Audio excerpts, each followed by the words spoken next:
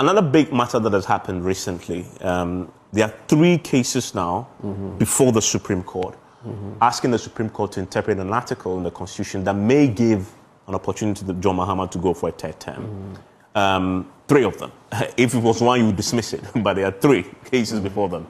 The lawyers who know some of the lawyers behind the case said you can't dismiss the quality of the lawyers behind them. There are a lot of senior members of your party who have publicly made their position on this matter very clear. Very recently, a very good friend of yours, the Deputy General Secretary, was on air and was asked a question when the president said, well, listen, I have read that provision several times, and for him it's clear, but it's up to the Supreme Court. Mr. Agbande said to us, the president didn't make himself, the party made him, quote, so the party is not going to allow him to say he can't run if indeed the Supreme Court goes ahead to say that. Where do you stand as chairman of the party on this subject? I didn't hear that. The party is not going to allow him to say he can't. So the party is not going to allow him to say he can't? Because the president has said that... So the party is going to demand specific performance from somebody who doesn't want to run. Is that what Mustafa? Yeah, that's Mr. Agbande's point that, the president... I'm not sure the party has power to take any such position. Okay. Because if a position comes up for contest, the party doesn't push any candidate. The party simply opens nomination for people to contest. So if you choose to contest, it's your business. If you choose not to contest, it's your business. So I'm not sure the party has any capacity to compel anybody to run or not to run. Okay, so that aside.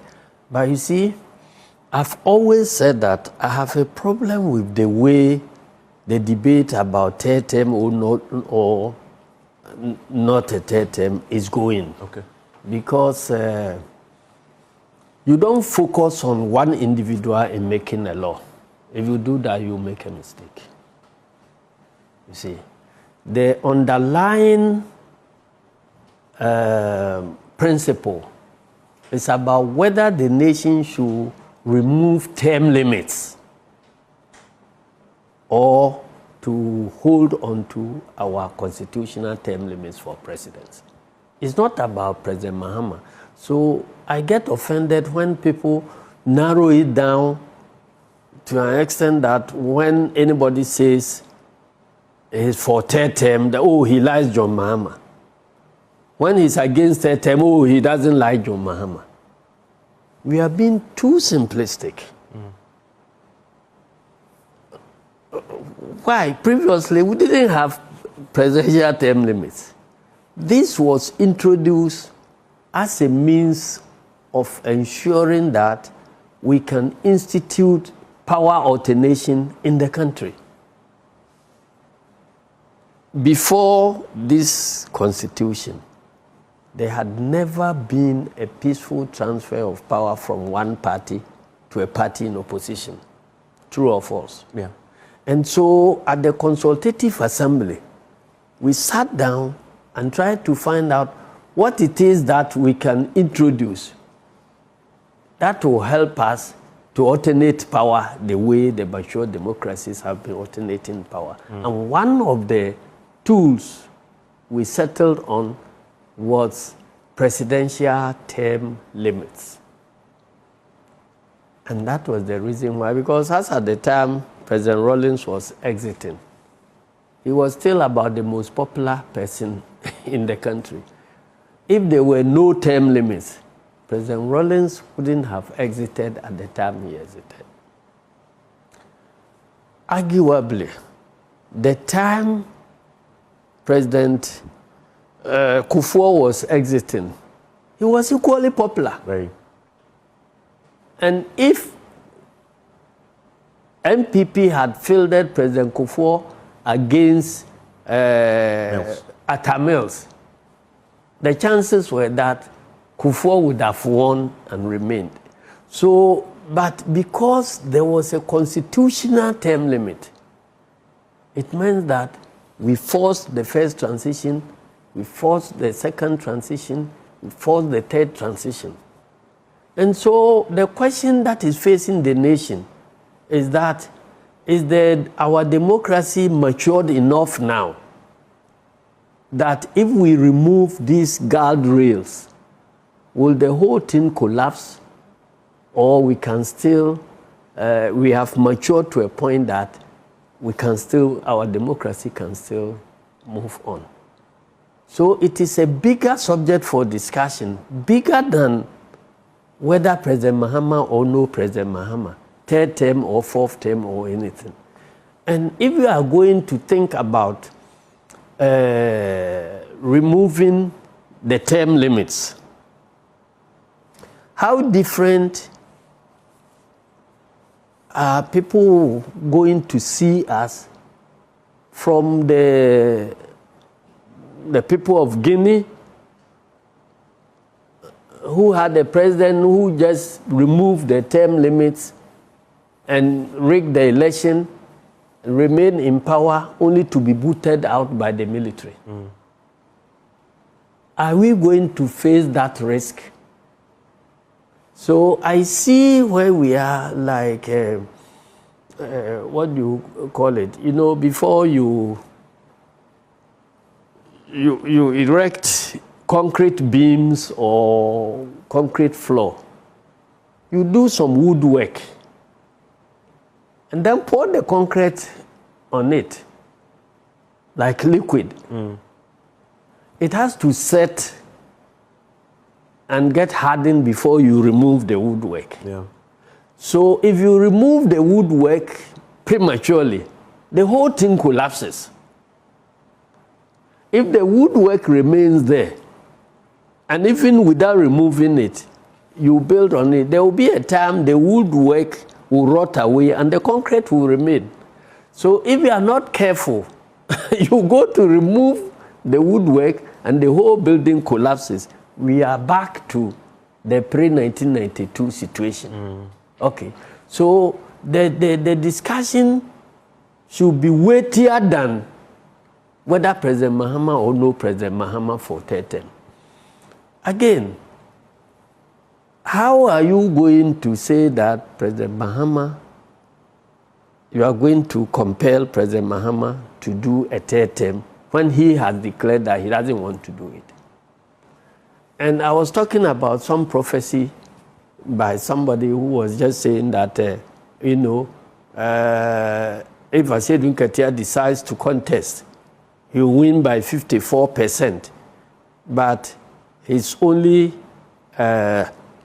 risk is that if he involves himself in the debate about President Mahama's third term, then he will risk the anger of President Mahama, who will then go and support another person to defeat him.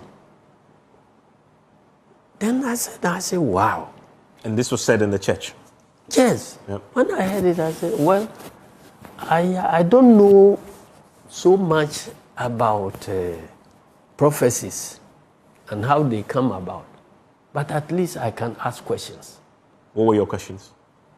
Number one, I haven't declared to anybody that I'm contesting in the election. So the spirit must be very smart. God knows the future, to know what I am about to do, know the results, and then on what basis is the spirit going to determine that all the 34 million people can engage in a debate about third term or no third term, but only Asiedu Nketia cannot talk about third term or no third term?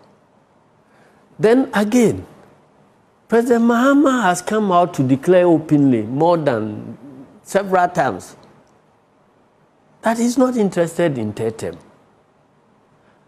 So if any spirit is saying that if I participate in that debate, he will be annoyed with me, it means that I'm offending him if I join his publicly declared position that he's not contesting. If I join it, he will be annoyed with me. What are you implying?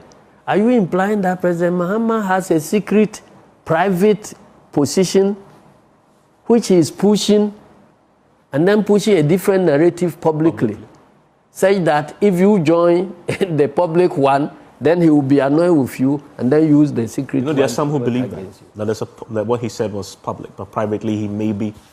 No, President Mahama is not Dr. Bawumia. I said it here, that the key difference between President Mahama and Dr. Bawumia is that President Mahama is credible. When he says yes, he means yes. When he says no, he means no. So for anybody to suggest that President Mahama is saying something publicly yes and doing something underground no, is trying to project President Mahama as somebody who is not trustworthy, who is out to deceive Ghanaians. And I don't think he deserves to be treated like that. You understand? So I believe that it could be an orchestration from somewhere. Where? Because we've been there before.